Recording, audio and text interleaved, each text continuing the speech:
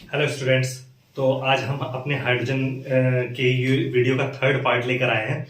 तो इसमें हम अब तक हमने part one and part two में क्या पढ़ा, हाइड्रोजन के रिजेम्बलेंस पार्ट वन में हमने पढ़ा with halogens and alkali metals, और पार्ट टू में हमने पढ़ा हाइड्रोजन की सिंथेसिस कैसे करते हैं, उसको प्रिपरेशन कैसे करते हैं हाइड्रोजन की।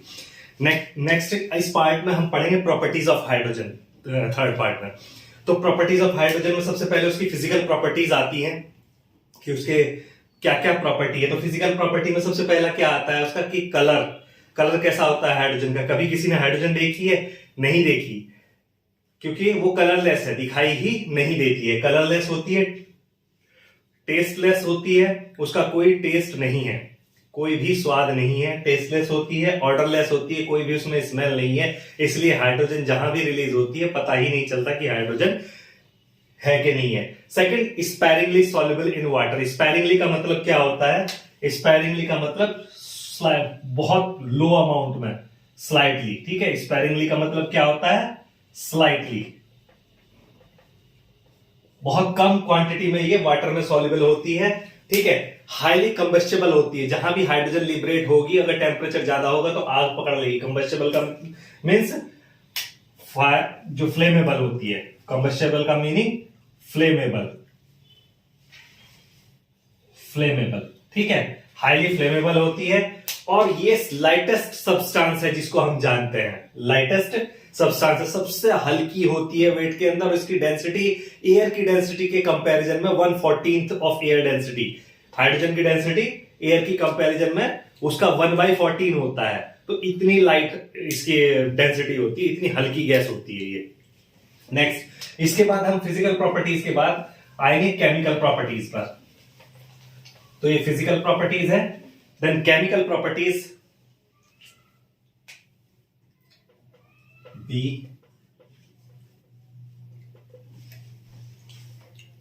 Chemical properties.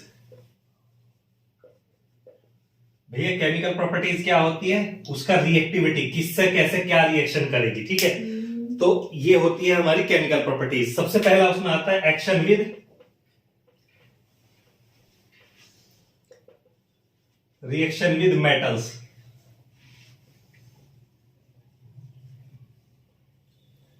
मेटल्स के साथ कैसे रिएक्ट करती है। अब ये जितनी भी मेटल होती है उन मेटल्स के साथ रिएक्शन करके जो हाइड्रोजन है वो उनके हाइड्राइड बनाती है। ठीक है, तो सिंपल सा फॉर्मूला होता है हमारा कि हम कोई भी मेटल ले लेंगे, 2m, m means metal.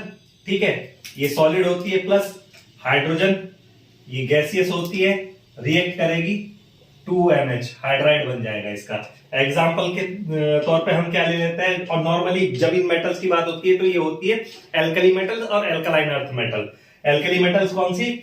S block metals, alkaline earth metal S block metals. लेकिन फर्स्ट ग्रुप की मेटल एल्कली मेटल, जैसे lithium, sodium, potassium, rubidium, caesium, francium, ये सब क्या है? एल्कली मेटल्स है। और जो एल्कलाइन अर्थ मेटल है, बेरिलियम, मैग्नीशियम, कैल्शियम, स्ट्रोंशियम, ये सब आपकी क्या है?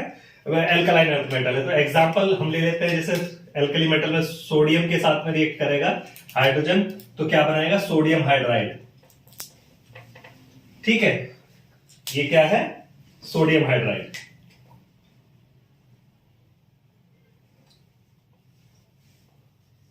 इसी तरह अगर इसकी रिएक्शन होगी, कैल्शियम के साथ रिएक्शन करेगा तो क्या बना देगा? Calcium hydride, CaH। ठीक है, CaH2, कैल्शियम हाइड्राइड, ये हो जाएगा कैल्शियम हाइड्राइड।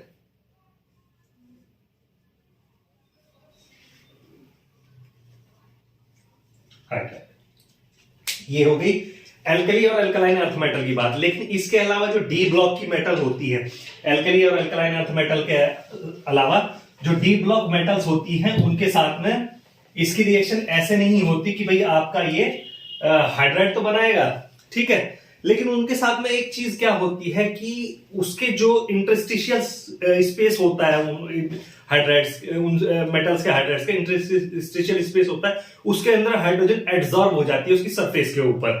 तो जब डी ब्लॉक एलिमेंट के साथ में क्या है, हाइड्राइड ये एड्सॉर्ब हो जाती है with D block metals, hydrogen traps into interstitial cells of hydrides and adsorbed at the surface of these metals.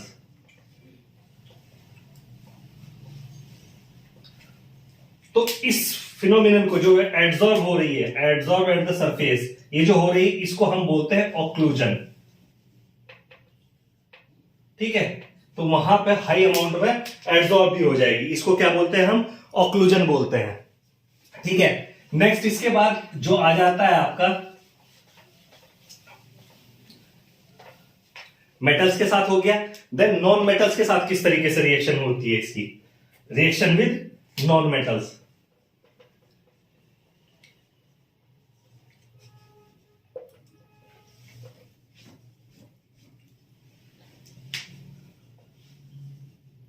Reaction with non metals. अब इसमें भैया बहुत सारे नॉन मेटल्स के साथ अलग अलग तरीके से इसकी रिएक्शन होती है, जैसे ऑक्सीजन के साथ होगी, नाइट्रोजन के साथ होगी, फ्लोरीन क्लोरीन के साथ होगी, सल्फर के साथ होगी और कार्बन के साथ होगी। तो अलग अलग नॉन मेटल्स, पहले हमने बात की मेटल्स के साथ कैसे रिएक्शन करता है, अब दूसरी चीज है हमारी नॉन मेटल्स के साथ ये कैसे रिएक्शन करता है। तो अलग अलग मेटल के साथ रिएक्शन करके ये अलग अलग तरह के कंपाउंड बनाता है। जैसे फॉर एग्जाम्पल मैं अगर इसमें लूं कि हाइड्रोजन की ऑक्सीजन के साथ जब रिएक्शन होगी 2H2 प्लस O2, जब ऑक्सीजन के साथ रिएक्शन होगी तो वाटर का मॉलिक्यूल बनेगा। ठीक है, वाटर का मॉलिक्यूल बनेगा और ये हाई टेम्परेचर पे होती है रिएक्शन, 970 केल्विन के ऊपर ये रिएक्शन होती है और ये इलेक्ट्रिक स्पार्क्स, इलेक्ट्रिक डिस्चार्ज के साथ ये रिएक्शन होगी और ये स्ट्रांगली एक्सोथर्मिक रिएक्शन होती है। ये सारी रिएक्शन नॉन मेटल्स के साथ क्या होती है, एक्सोथर्मिक रिएक्शन होती है। नाइट्रोजन के साथ अगर ये रिएक्शन करेगा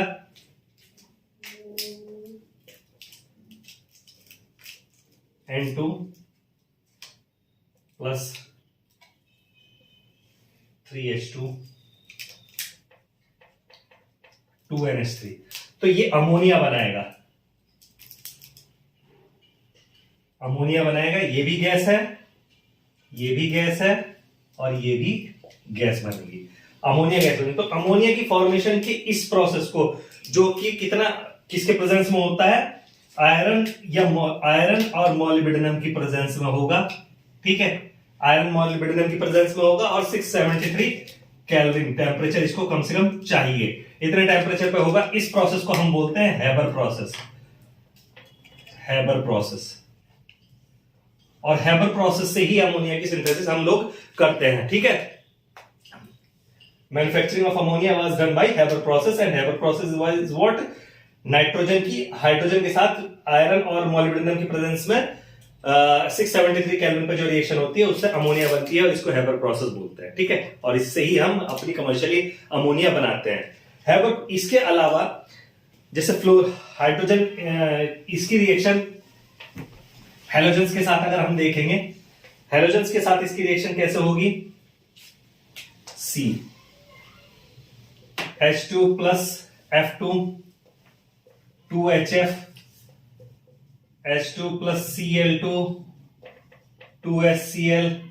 ठीक है, H2 प्लस Br2 2HBr। तो ऐसे इसकी सिंपली रिएक्शन होगी। अब क्या होता है कि जो आपके फ्लोरीन के साथ इसकी रिएक्टिविटी बहुत फास्ट है तो ये डार्क में ही हो जाती है, ये अंधेरे में ही रिएक्शन हो जाती है, क्योंकि फ्लोरीन और हाइड्रोजन की रिएक्टिविटी टुवर्ड्स फ्लोरीन बहुत ज्यादा है। तो जो रिएक्टिविटी ऑर्डर है, अगर मैं रिएक्टिविटी ऑर्डर लिखूं हेलोजेंस का टुवर्ड्स हाइड्रोजन, तो fluorine is most reactive, then chlorine, then bromine, then iodine is least reactive. तो जो ये फ्लोरीन है ये मोस्ट रिएक्टिव होगा, मोस्ट रिएक्टिव, ये रिएक्टिविटी ऑर्डर हो गया और ये लीस्ट रिएक्टिव हो गया।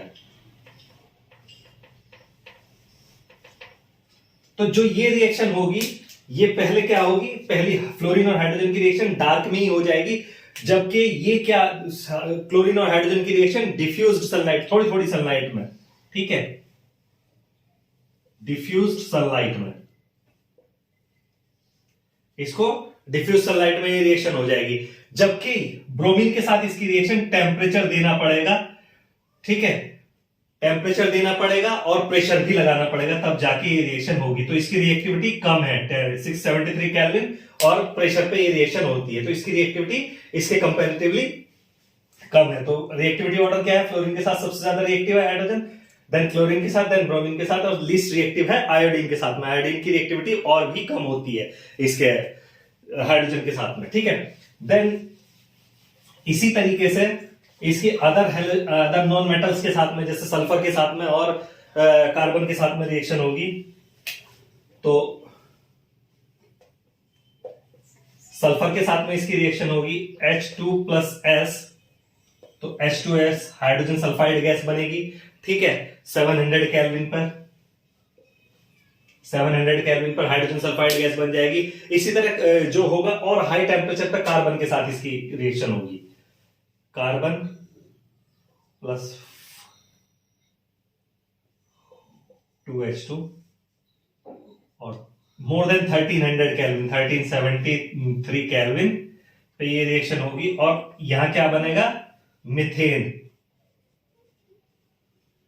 मीथेन फर्स्ट एल्केन आपका क्या बन जाएगा? यहां पर मीथेन बन जाएगा। इसी तरह एसिटिलीन बनाने के लिए और भी ज्यादा हाई टेम्परेचर पे रिएक्शन की जाएगी। कार्बन के 2 मॉलिक्यूल और हाइड्रोजन के 1 मॉलिक्यूल, कार्बन के 2 एटम, हाइड्रोजन के 2 एटम, 277 समथिंग 2775 केल्विन पे ये रिएक्शन होगी, और या इलेक्ट्रिक स्पार्क के साथ भी ये रिएक्शन कर सकते हैं। इलेक्ट्रिक स्पार्क जब दिया जाएगा तो यहां पर क्या है? CH ट्रिपल बॉन्ड CH क्या बना? एसिटिलीन गैस बनेगी, ठीक है, एसिटिलीन गैस बनेगी। तो इस तरीके से ये ऑर्गेनिक कंपाउंड इसमें बन जाते हैं, ठीक है। नेक्स्ट फिर उसके बाद आता है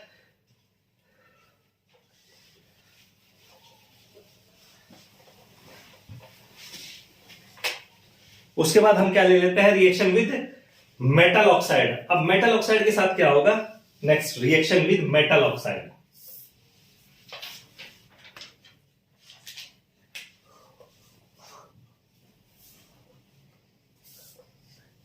अब भैया नाम से ही पता चल रहा है कि मेटल ऑक्साइड, ऑक्साइड है तो हाइड्रोजन वहां पे अगर अटैच होगी तो रिड्यूस कर देगी, तो वहां पे क्या करती है? रिड्यूसिंग एजेंट की तरह काम करती है और मेटल ऑक्साइड को रिड्यूस कर देती है, ठीक है। तो इसमें क्या कैसे होता है? इसका सिंपल सी एक रिएक्शन है मेटल ऑक्साइड के साथ में। अगर हम बात करेंगे तो कोई भी मेटल है, ठीक है, उसके X एटम और ऑक्सीजन Y है सपोज, तो Y एटम उसके ऑक्सीजन में है, तो आपको Y मॉलिक्यूल हाइड्रोजन चाहिए, तब रिएक्ट करेगा तो उतने ही वाटर के मॉलिक्यूल बनेंगे। तो क्या हो जाएगा? आपका XM प्लस YH2O रिलीज हो जाएगा, तो ये मेटल आपकी रिलीज हो जाएगी, ठीक है। एग्जाम्पल के लिए आप ले सकते हो कॉपर ऑक्साइड, आयरन ऑक्साइड का, ठीक है, एग्जाम्पल CuO। तो आपको क्या चाहिए? यहां पे आपको हाइड्रोजन का 1 एटम सफिशिएंट है, तो क्या हो जाएगा? कॉपर अलग निकल जाएगा और वाटर का 1 मॉलिक्यूल रिलीज हो जाएगा। क्लियर कट है? हीटिंग में रिएक्शन करनी है।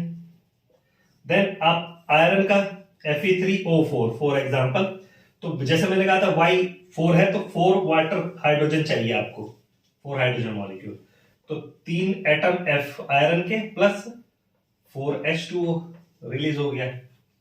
तो इस तरीके से ये ऑक्साइड्स के साथ रिएक्ट करता है। अब क्या होता है कि ये डी ब्लॉक के एटम है, ये डी ब्लॉक की मेटल्स है जिनके ऑक्साइड को ये रिड्यूस कर रहा है, लेकिन जब एल्कली मेटल्स या एल्कलाइन मेटल्स के ऑक्साइड बनेंगे तो क्या उनके साथ भी रिएक्शन होगी? नहीं, उनके साथ ये रिएक्शन नहीं होती है। एल्कलाइन अर्थ मेटल और एल्कली मेटल को ये रिड्यूस नहीं कर पाता है इस तरह हाइड्रोजन, ठीक है, एटॉमिक हाइड्रोजन नहीं रिड्यूस कर पाता है उसको मॉलिक्यूलर हाइड्रोजन।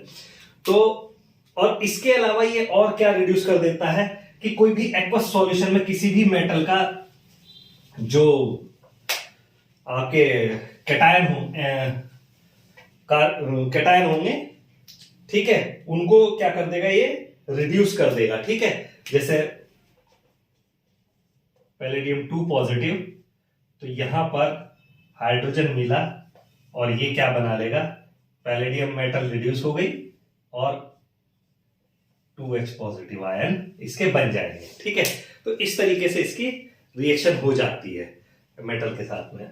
ठीक है, next with carbon monoxide, reaction with carbon monoxide. Carbon monoxide के साथ इसकी रिएक्शन कैसे होती है?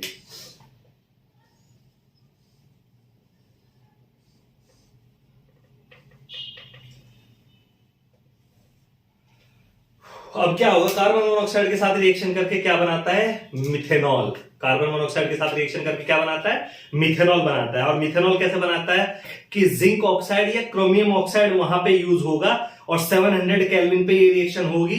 ठीक है, और 200 एटमॉस्फेरिक प्रेशर पे। तो क्या बन जाएगा, कार्बन मोनोऑक्साइड के साथ रिएक्शन करके ये बना लेगा मिथेनॉल। ठीक है, carbon monoxide plus 2H2, 700 kelvin, 200 atmospheric pressure और क्रोमियम ऑक्साइड और या फिर जिंक ऑक्साइड, क्रोमियम ऑक्साइड, इसके साथ में क्या बनेगा, CH3OH, मिथेनॉल। क्या बन जाएगा, मिथेनॉल बन जाएगा। ठीक है, ये मिथेनॉल बना देगा इसके साथ में। देन इसके बाद रिएक्शन किसके साथ करते हैं, इसकी अनसैचुरेटेड हाइड्रोकार्बन के साथ, reaction with unsaturated hydrocarbon.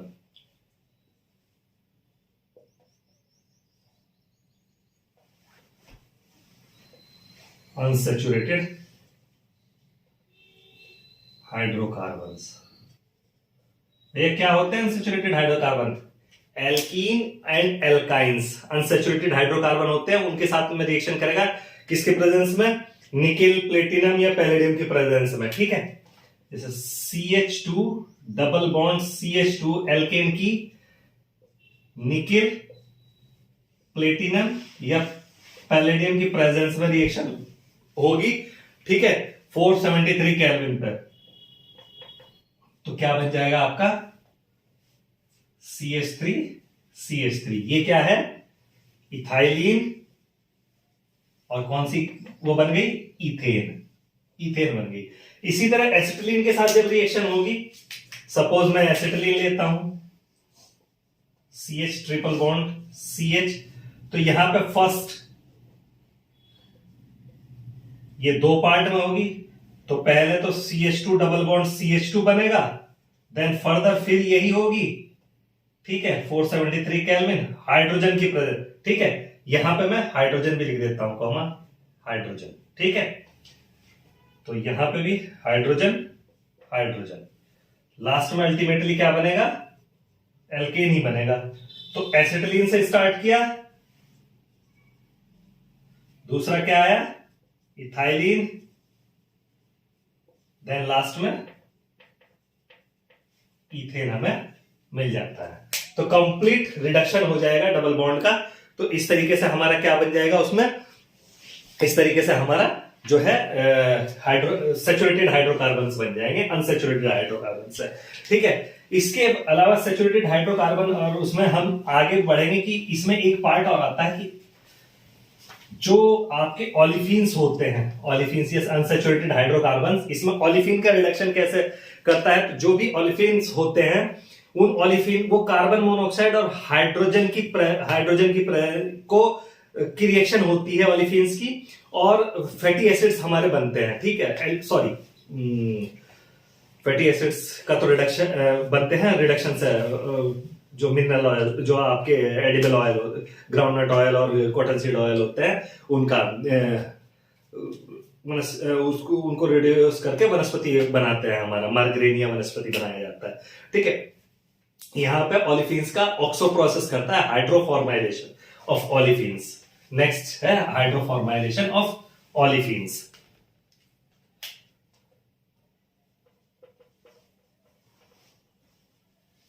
Hydroformylation, formyl group का इंट्रोडक्शन भी हो रहा है यहां पे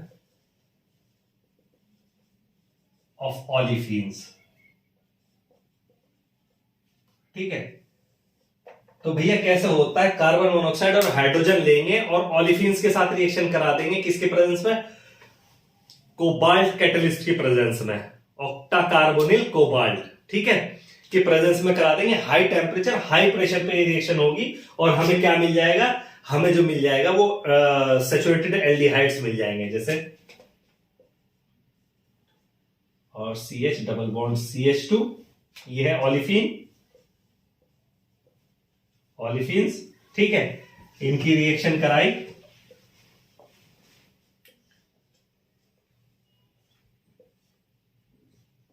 ऑक्टा कार्बोनिल कोबाल्ट कैटलिस्ट के प्रेजेंस में हाई टेम्परेचर और हाई प्रेशर, तो हमें मिला रिडक्शन होने के बाद RCH2 CH2 CHO, और CHO यही क्या है, फॉर्माइल ग्रुप है। ये हमारा क्या होता है,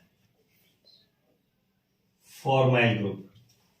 तो यहां पे फॉर्माइल ग्रुप का इंसर्शन हो रहा है, ये दिख रहा है, फॉर्माइल ग्रुप का इंसर्शन हो रहा है, इसलिए इसको हाइड्रोफॉर्माइलेशन, पहले हाइड्रोजन लग रही है, रिडक्शन हो रहा है, फॉर्माइल ग्रुप का इंसर्शन हो रहा है, तो इसको हाइड्रोफॉर्माइलेशन कहते हैं, और फॉर्माइल ग्रुप कार्बन मोनोऑक्साइड की वजह से आता है।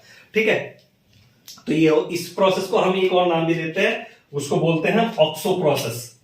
इस प्रोसेस को हम क्या बोलते हैं, ऑक्सो प्रोसेस, इसको ऑक्सो प्रोसेस भी बोला जाता है।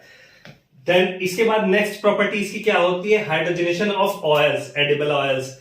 तो जितने भी हमारे अनसैचुरेटेड एडिबल ऑयल्स होते हैं उनके अंदर क्या होता है, जैसे ग्राउंडनट ऑयल या कॉटन सीड ऑयल की हम बात करें, तो उसमें वो पॉली अनसैचुरेटेड होते हैं, उसमें बहुत सारे कार्बन कार्बन डबल बॉन्ड होते हैं।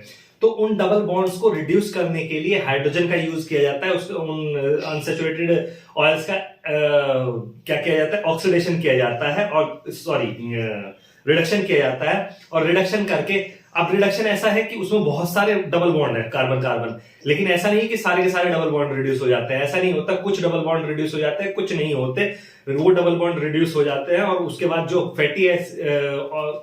फैट्स बनते हैं, जैसे वनस्पति घी हमारा बनता है, मार्गरीन बनता है, वो खाने में यूज होता है, वेजिटेबल ऑयल। तो जब हम हाइड्रोजनेशन करते हैं वेजिटेबल ऑयल का, ठीक है, वेजिटेबल ऑयल का हम हाइड्रोजनेशन करते हैं,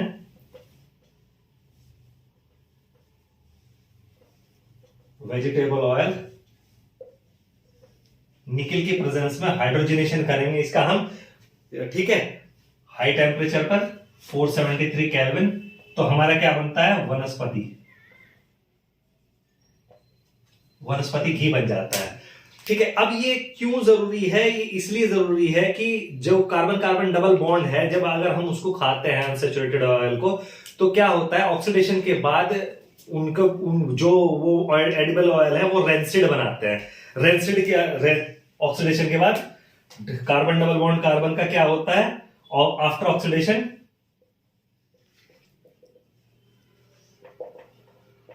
वो क्या प्रोड्यूस करते हैं, रेंसिड। रेंसिड उनको बोलते हैं जो अनप्लीजेंट हो टेस्ट में, जो उनका स्वाद बहुत खराब, अजीब सा, बिल्कुल गंदा सा लगता है, तो वो अनप्लीजेंट है। तो उस चीज को रोकने के लिए, इस चीज को रोकने के लिए हम क्या करते हैं, कुछ डबल बॉन्ड्स का रिडक्शन कर देते हैं। ठीक है, तो ऐसे करके हमारा जो हो जाता है वो हाइड्रोजनेशन होने के बाद हमें वनस्पति घी मिल जाता है, जिसमें कि ये अनप्लीजेंट रेंसिड चीज नहीं हो पाती। ठीक है, वो रेंसिड नहीं बन पाता। देन केमिकल प्रॉपर्टीज के बाद इसके यूजेस आते हैं, यूजेस ऑफ डाइहाइड्रोजन।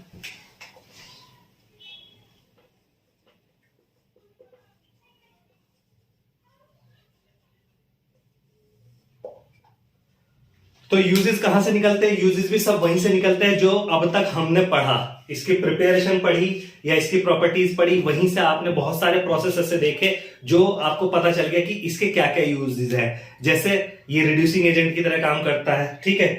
हाइड्रोजन कैसे काम करता है? As reducing agent.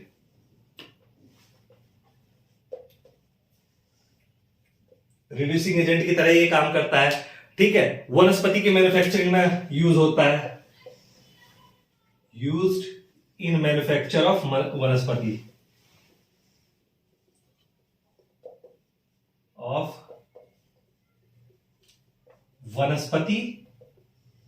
And ammonia by Haber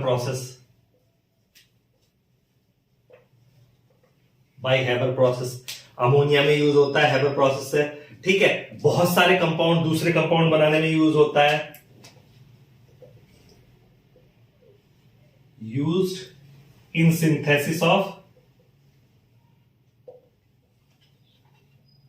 जैसे अगर बात करें hydrogen sulphide HCl, hydrogen sulphide water, ठीक है।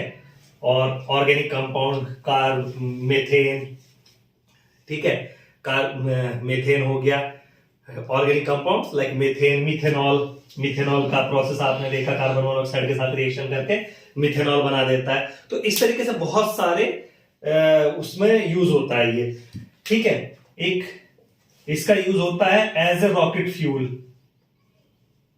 हाइड्रोजन को रॉकेट फ्यूल की तरह भी यूज किया जाता है, ठीक है। अगर हाइड्रोजन एनर्जी को हम एटॉमिक जो हाइड्रोजन एनर्जी है, अगर हम उसको पेट्रोलियम की जगह भी यूज करें, अपनी गाड़ियां हाइड्रोजन एनर्जी से चला सके, तो पॉल्यूशन क्रिएट नहीं करता है हाइड्रोजन। तो पॉल्यूशन फ्री एनवायरनमेंट हम बना सकते हैं अगर इतना यूज किया जाए। लेकिन अभी तक इतनी टेक्नोलॉजी एडवांस नहीं हुई कि हाइड्रोजन को कुछ कारों में सुना जाता है कि hydrogen as a fuel use किया जाता है, बट अभी तक ये जनरलाइज नहीं हुआ है, ठीक है। गैसोलीन की जगह इसको यूज करना जनरलाइज नहीं हुआ है। तो ये इलेक्ट्रिकल एनर्जी जनरेट करने के लिए यूज हो सकता है, ठीक है। जैसे सन के अंदर आपका क्या हो रही है, हाइड्रोजन कंबाइन होकर हीलियम बना रही है, और सन एनर्जी को हम सोलर पैनल सिस्टम के थ्रू इलेक्ट्रिकल एनर्जी में कन्वर्ट कर लेते हैं, ठीक है। तो इलेक्ट्रिकल एनर्जी बनाने में यूज हो सकता है। नेक्स्ट इसका एक यूज हो सकता है कि जो आपने वेल्डिंग होते देखे होंगे या मेटल की शीट कट करते हुए किसी को देखा होगा, तो जो एटॉमिक हाइड्रोजन टॉर्च, जो आपकी एटॉमिक हाइड्रोजन टॉर्च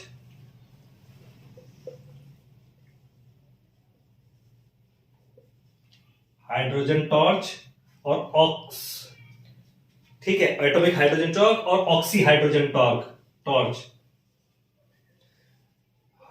टॉर्च, इनमें इसका यूज होता है for welding and cutting, metal sheet को कटिंग के लिए एंड वेल्डिंग के लिए, ठीक है। इसके अंदर atomic hydrogen torch and oxy hydrogen torch, इनके अंदर मेटल शीट की कटिंग के लिए और वेल्डिंग के लिए इसका यूज किया जा सकता है। तो ये आपकी हो गई हाइड्रोजन की यूजेस जो नॉर्मली हम करते हैं, ठीक है। नेक्स्ट, तो अब तक हाइड्रोजन के बारे में जो मैंने पढ़ाया वो सब कुछ कवर हो चुका है। तो यहां हम हाइड्रोजन का वीडियो आज करेंगे, लेकिन इसमें एक इंपॉर्टेंट चीज मैं आपको बताना चाहता हूं, जो हाइड्रोजन की एक प्रॉपर्टी होती है, ठीक है। हाइड्रोजन की एक प्रॉपर्टी होती है, जैसे हाइड्रोजन जो है वो दो टाइप की होती है। आपका हाइड्रोजन कैसी होती है? दो टाइप की होती है। मैं इसमें लिखूंगा कि ortho and para hydrogen,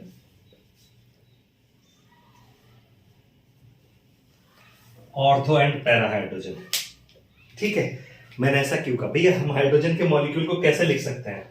hydrogen का जो मॉलिक्यूल है वो डायटोमिक होता है, इसको हम ऐसे H ऐसे लिख सकते हैं, ठीक है।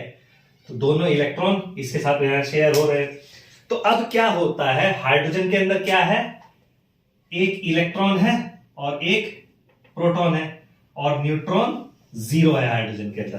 तो क्या है इसका, एक ये हाइड्रोजन का जो ये एक रिंग है, ये एक हाइड्रोजन का जो एटम है, तो इसमें ये बीच में एक न्यूक्लियस है, न्यूक्लियस के जो अंदर है वो क्या है, प्रोटॉन आपका न्यूक्लियस के अंदर है।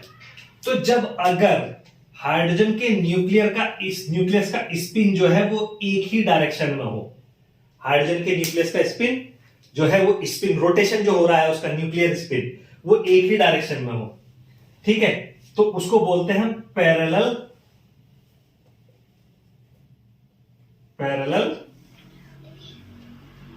न्यूक्लियर स्पिन, ठीक है। जब स्पिन एक ही डायरेक्शन में हो तो उसको हम बोलते हैं पैरेलल न्यूक्लियर स्पिन। और जब ये न्यूक्लियर स्पिन पैरेलल होगा तो इस तरह की जो हाइड्रोजन होगी हम उसको क्या कहेंगे, ऑर्थो हाइड्रोजन, ठीक है, ऑर्थो हाइड्रोजन।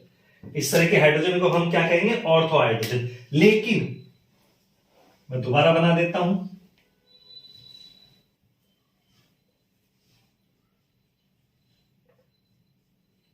अब हमारा जो न्यूक्लियर स्पिन है वो अपोजिट डायरेक्शन में है। सपोज इसका तो ऐसे हो रहा है, दूसरे एटम का ऐसे हो रहा है, तो एंटी पैरेलल, इसको क्या बोलते हैं हम, एंटी पैरेलल न्यूक्लियर स्पिन। तो ऐसे जो हाइड्रोजन होगी उसको हम क्या कहेंगे, पैरा हाइड्रोजन।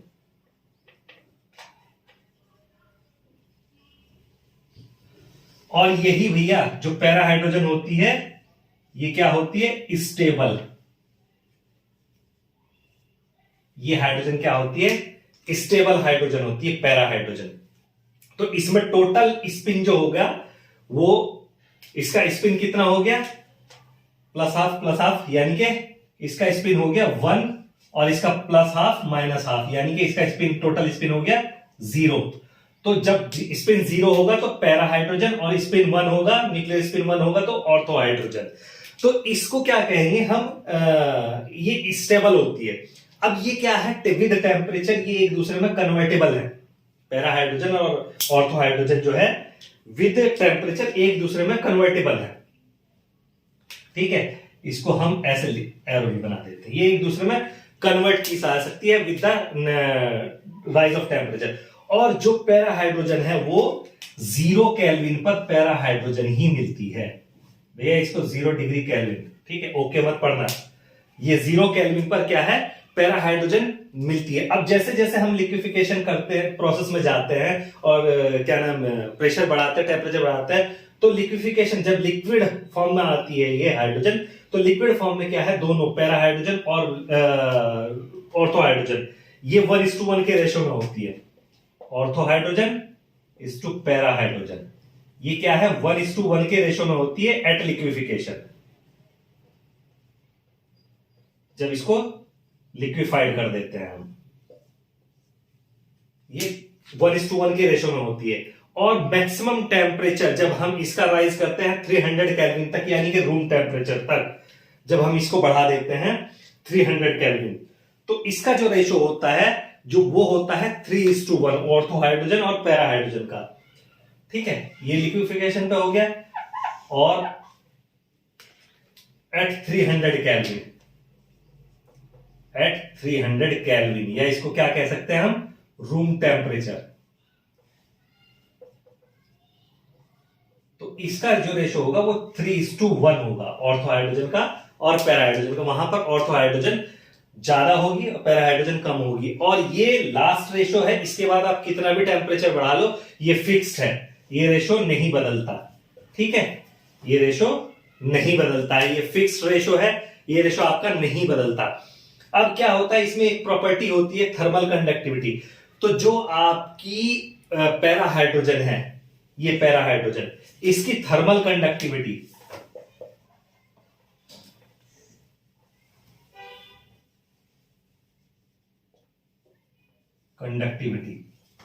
इसकी थर्मल कंडक्टिविटी जो है वो भी ऑर्थो हाइड्रोजन से 50% ज्यादा होती है, ग्रेटर होती है।